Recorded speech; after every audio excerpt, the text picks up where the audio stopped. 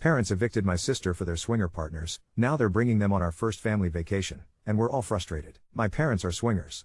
I found out about them being swingers right after I graduated high school in 2016. I've never really had an opinion on the matter until recently. I don't care what they do behind closed doors, but I personally don't want to see it in person. I'm sure that makes me sound like a bad person. But I've always accepted them for who they are. It's honestly just really weird to see my parents make out with other people when they're around a group of people. Anyways, they are in a relationship with another couple, and have been with them for almost 2 years. They, being the other couple, just recently moved in with my parents because they lost their house and couldn't find another place in time. My parents kicked my sister, her fiancé, and their baby out of the basement in order to give their friends the space and put my sister, her fiancé and baby upstairs in one bedroom to share, which is a small 12 by 12 room. The friends have also stated that they're another set of grandparents for my niece and call themselves grandma, insert name, and papa, insert name. My sister and her fiancé are not comfortable with this, but my parents and their friends don't seem to care because they are all together as one. Now, on to the vacation. We were supposed to go on our first ever family vacation last year, October 2021, but it ended up getting pushed back to April of this year, due to costs, because of my wedding, which everyone was fine with. It then got pushed back again, because my sister was in her third trimester of her pregnancy and couldn't fly. It is now scheduled for February of 2023. My parents told my sister and I, along with our SOs, that they would be bringing their friends along on the vacation, and I'm frustrated about it, to be honest. With the way that they've been handling things with my sister and with all of their PDA, it's made me not want to go anymore. It's our first ever family vacation, like I've already mentioned, and I wanted it to be just family. I'm at a loss and I'm not sure how to handle the situation. And we don't want to upset my parents about how I, and everyone else, my husband, sister and Bill, feel. Any advice? Edit, I'm married and do not live at home anymore, although my sister, her fiancé, and baby do. They're currently looking for places. We live in a state where cost of living is super high, like a lot of places right now. And with them only having one income, it's harder for them to find something. Hopefully that clears things up. Edit number 2, I didn't expect this to get as much attention as it did. And I have read each comment and taken advice. So thank you. I'm fully aware that my parents are adults and can do what they want. I never once said that they couldn't. And I never said I wasn't against their relationship with this other couple. They refer to themselves as swingers, but yes, you could say they are in a polyamorous relationship. The issue I have is how they shove it down everyone's throats. I don't care what they do in private, behind closed doors. But once I see the PDA and the other things they do to each other when other people are around, that's where I get uncomfortable around the situation. They have a calendar on the fridge that says what nights they will swap beds and sleep with the other person. My mom and the other woman move between my dad and the other guy. There are also times where they make sexual jokes about screwing each other, or randomly flash each other when we are around. Like, at least wait until people aren't there, do so those things. That's the part I'm not okay with. Update 1. I brought up all of my feelings to my parents and they weren't very happy. They asked why I never brought it up, and I told them that it was because I was fine with everything, until I started seeing it, and that's when it made me uncomfortable. Now they think I don't accept them for who they are and they don't really see an issue with inviting their friends or doing other things with their friends in front of everyone else around. My mom basically said that what they do is none of my business, or anyone else's, and they can do what they want, which is true, they're adults and can do what they want. But some of the things they do, should be in private settings, and not for others to see.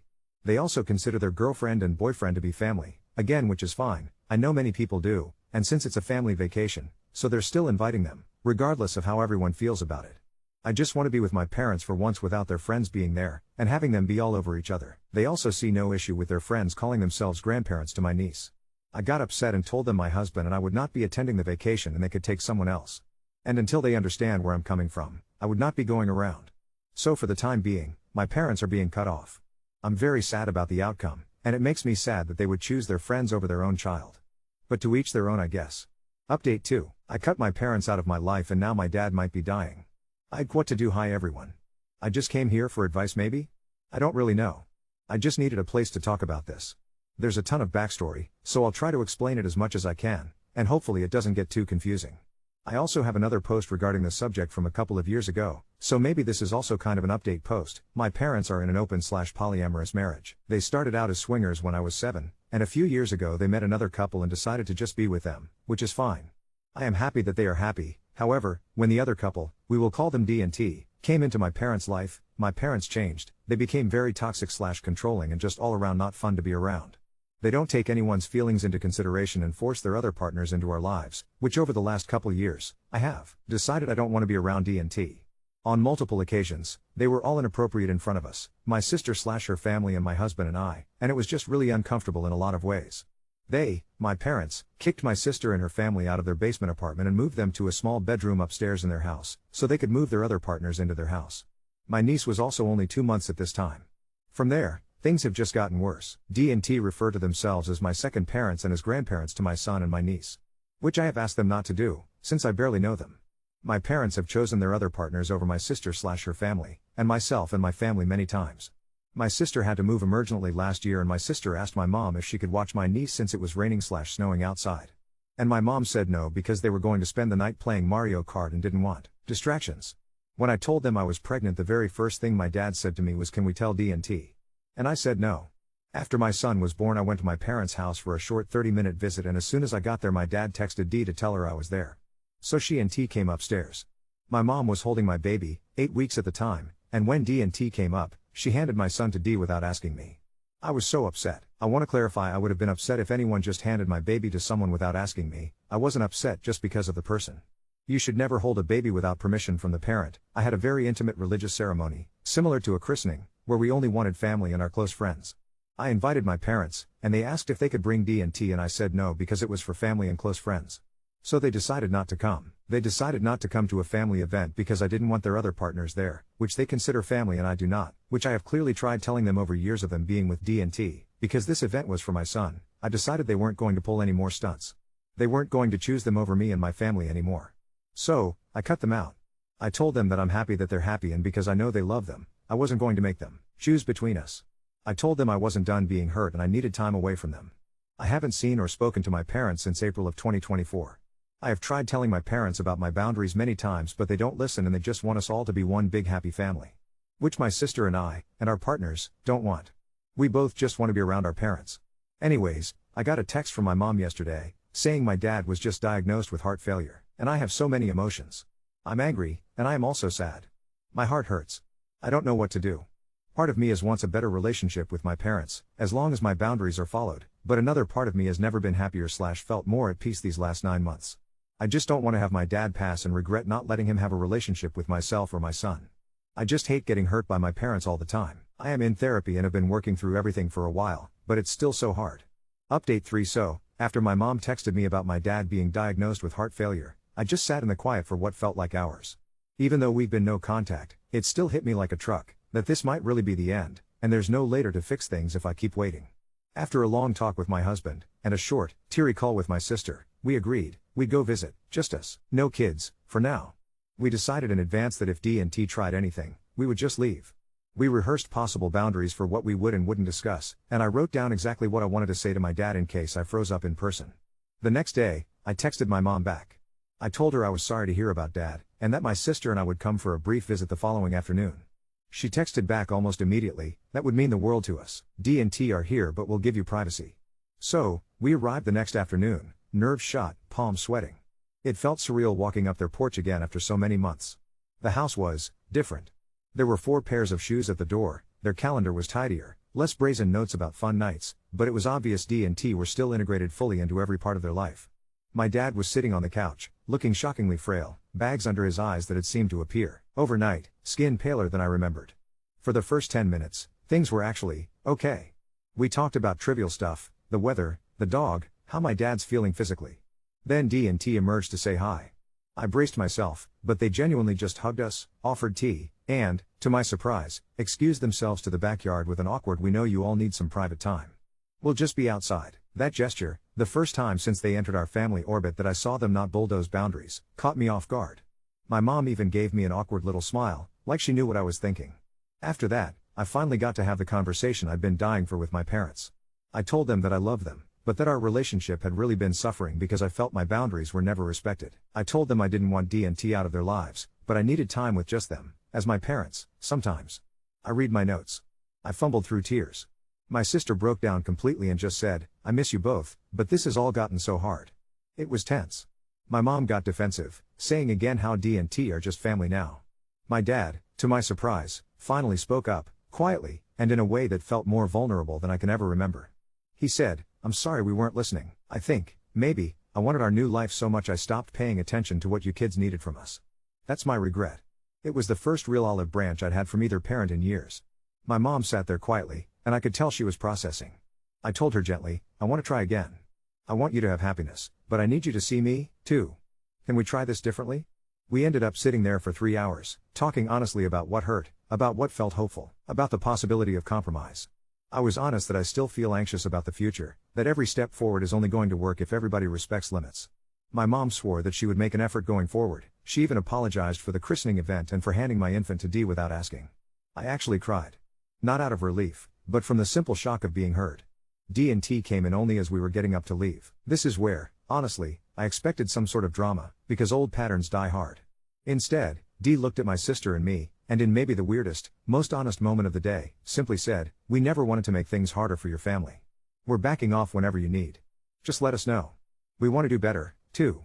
We walked out feeling like the world had tilted sideways.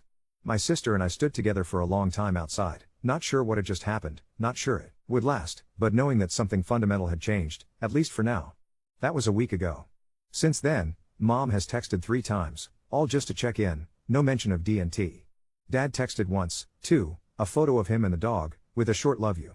Nothing much, but more than I've gotten in years. My sister and Bill are hoping, cautiously, that this truly marks a change. I honestly have no idea what to expect. D&T didn't move out, but they've apparently started going out more, and aren't constantly omnipresent anymore. My dad's health is still really uncertain. He's on medication, and there's talk of a possible surgery, but nothing's definite. We're visiting again in a few days, just the siblings, again, and for the first time in a long time, I'm not dreading it. There's still damage to work through, years of feeling less important than a new family, years of not being prioritized. I can't say things will ever be the same, but for the first time, I believe we might actually move forward, and not just stay stuck in the same old hurt. I don't think any of this would have happened if the news about my dad hadn't forced the issue. Sometimes the world throws something awful at you, and all the things you thought were permanent suddenly look like they could change.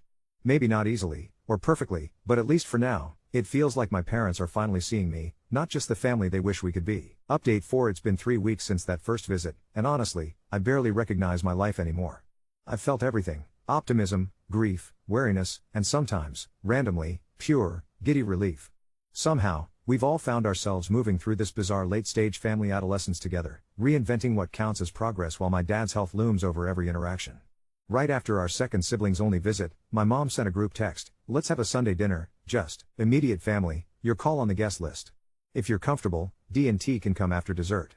We decided to split the evening, dinner with just our nuclear family, and then, only if we wanted, a bit at the end with D&T. It seemed impossible a year ago. It also felt, for the first time, like our parents really hurt us.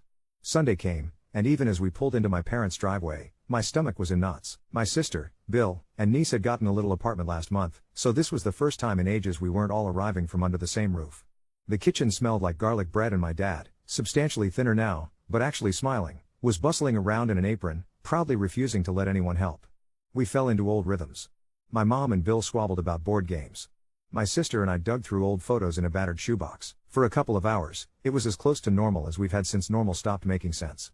There were, of course, other changes. My parents had put up a framed 8x10 of D&T on the hall table, next to ours. It stung, a little, proof that their version of family still didn't fully match ours, but nobody commented. The calendar, too, was more coded, at my mother's delicate insistence. "No more sleepover notes in here, we keep the details private now." It was a compromise, imperfect, but real. The dinner table was a weird blend of new and old. My dad stumbled briefly over his words, describing some joke from years ago, and for a beat, everyone watched him. When he caught me watching, he winked, like old times. My mom seemed more grounded. She was softer, I think, in a way that felt equal parts apology and self-defense. After dessert, D&T showed up with a casserole, still running in family member who brings food mode. They asked permission before hugging anyone. My sister tensed but nodded for her daughter's sake. Dee actually crouched to my niece's level and, quietly, "You can just call me Dee. You only call me Grandma if you want." For once, my sister didn't look like she was biting her tongue off. The biggest, and most insane, moment came after coffee, when my dad, absolutely out of nowhere, said, "I'd like to talk about what happens when I get sicker." He said it heavily, not wanting to ruin the mood, but knowing that ignoring it wouldn't make it go away. He said he wanted us, not D&T, to help make the big decisions if there ever came a time he couldn't decide, but that D&T would always be welcome in the house. He said they made his last few years happier, but his children would always be his children first. My mother teared up. D&T both nodded. Then my dad, always the joker, said, "You'll have to pry the Nintendo controller from my cold, dead hands before you let these knuckleheads play Mario Kart without me." We burst out laughing, through tears, but still, real laughter. Afterward, my sister and I helped clear up, no awkwardness, just the rhythm of family. As I was leaving, my mom slipped me a handwritten note. I read it in the car. It said, simply, "We love you. We're trying. We see you. Thank you for giving us another chance to be your parents, Mom." I cried in the car for a solid 15 minutes. Since that dinner, things have continued, strangely, getting better. D&T have, true to their word, started giving us space, especially at big family moments. For my son's birthday last week, they asked me if they could stop by, just for cake. I said yes, and Dee actually introduced herself to a couple family friends using her first name alone, skipped the grandma stuff, and left early. My parents took some pictures alone with my son before the whole family shot that D&T joined. But even the drama hasn't ended. Sometimes it seems like my mom trips up and overshares, or one of D&T makes a feeble attempt at inclusion that's half appreciated, half exasperating. This past Friday, my mom texted asking if we'd be okay with a combined game night and movie marathon, D&T included, but everyone on board with no sexual jokes, no boundary pushing. I said I'd pass this time, but thanked her for asking. That she asked at all feels revolutionary. And the biggest surprise of all, my dad isn't on the immediate surgery list. His heart's still struggling, but the meds are working for now. He's started walking the block with the family dog again, sometimes just him and my sister. When I called the other day, he complained about his medication and then asked about my job for the first time in years. There are still wounds, there are still moments that sting. But there is also something else, maybe a weird, grown-up trust, the sense that I'm being seen again, not just absorbed into someone else's fantasy version of family. I know things may never go fully back to normal. But I'm beginning to believe that there is a normal we can build ourselves, grabbing happy moments where they come, drawing new lines when we need space, and above all, actually talking to each other like complicated human beings. Update 5. It's been about 2 months since that first awkward, hopeful Sunday dinner, and if you'd asked me even a year ago, hell, even a few weeks ago, if things could genuinely shift in my family, I'd have laughed you out of the room. But somehow, what started as a series of forced, boundary-heavy experiments is morphing into, maybe not perfect harmony, but a weird kind of honesty that almost feels like peace. Sort of. I figured I'd share what's happened, because if my family can find any version of functional, anyone can. So, first, my dad. Maybe it's because he's sobered by mortality, or maybe it's the impact of actually being hurt, but for the first time in my adult life, he's vulnerable.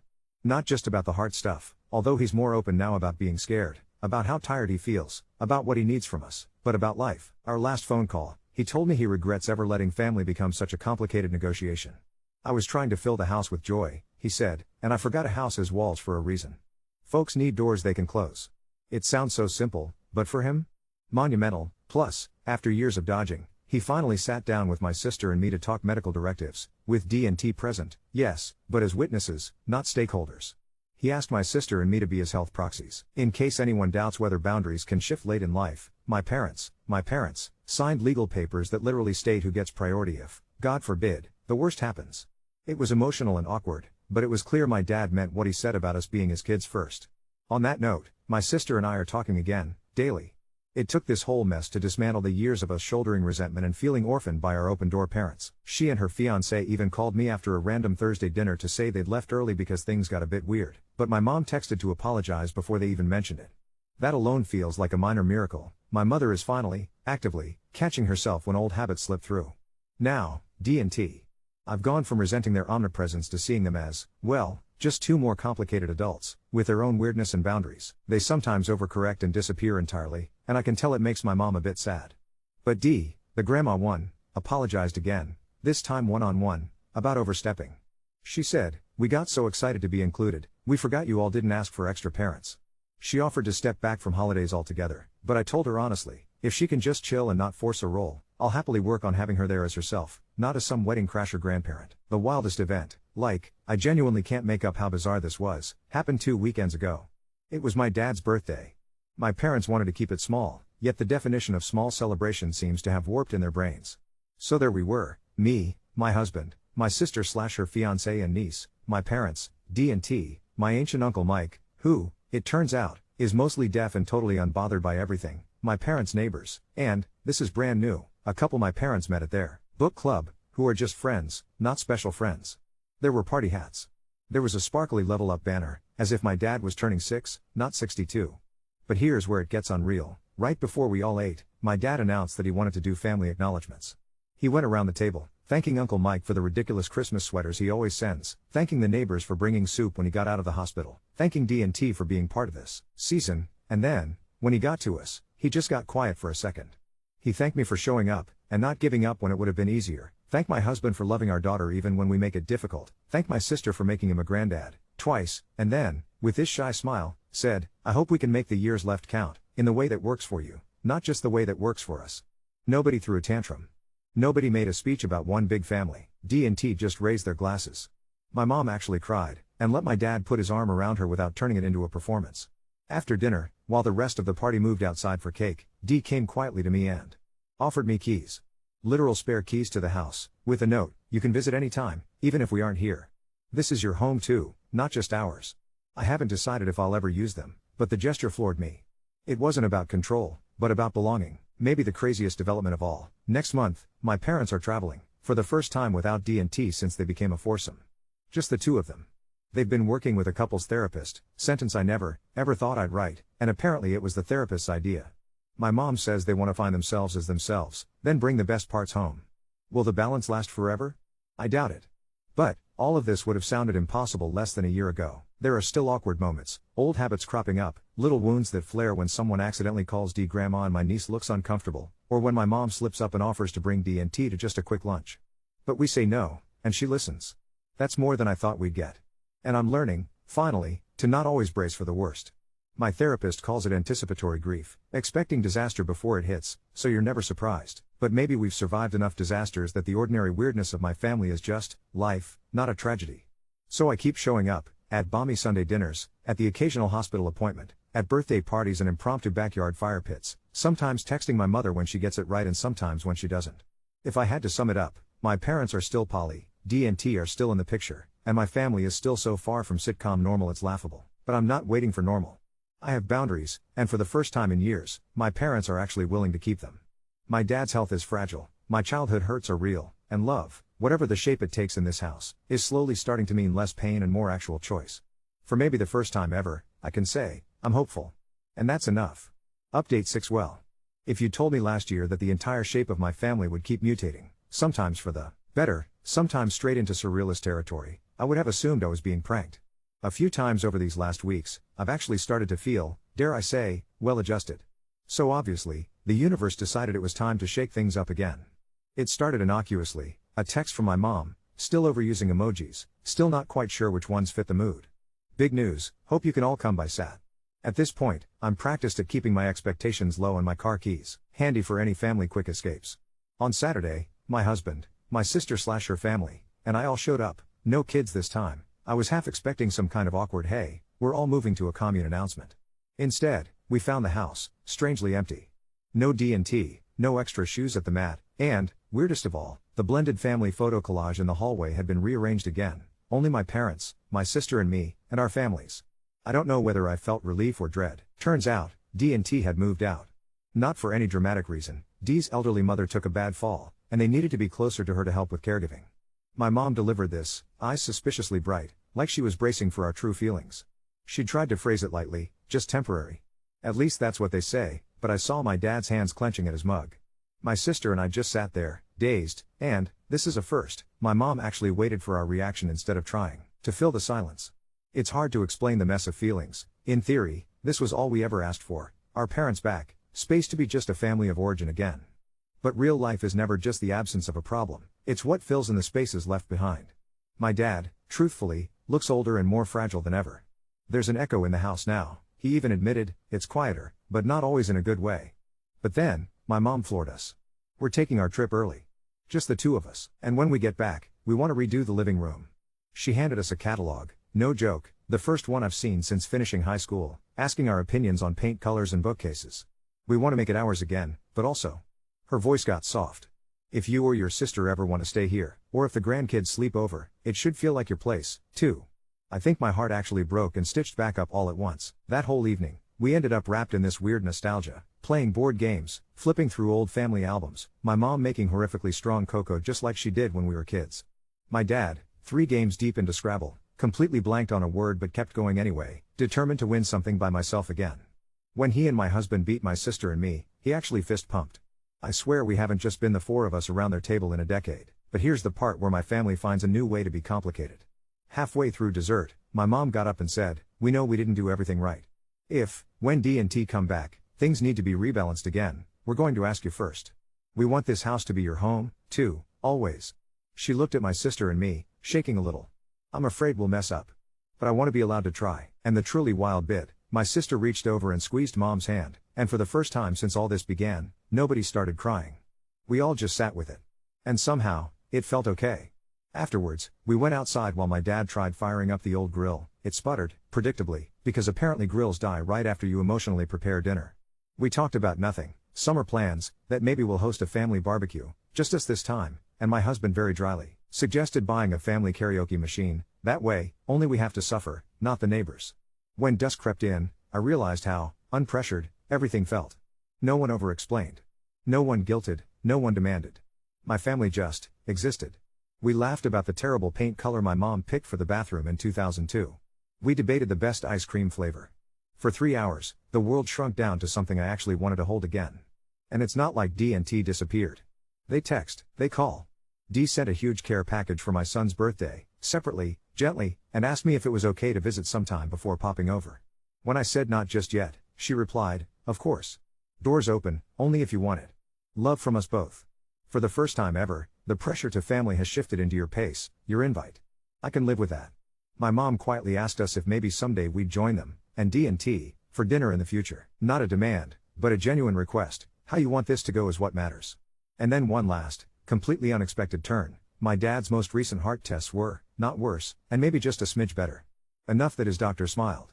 He's walking the block every day with their dog, and last week, when my sister's fiancé twisted his ankle, my dad lent him a cane, and then, later, showed up at their apartment with takeout. Just him, no one else, just being a normal dad again. I guess the lesson is this: sometimes, after years wandering in the wilds of what even is my family, the old house empties, and you get to rebuild something messier, quieter, and maybe closer to what you needed all along.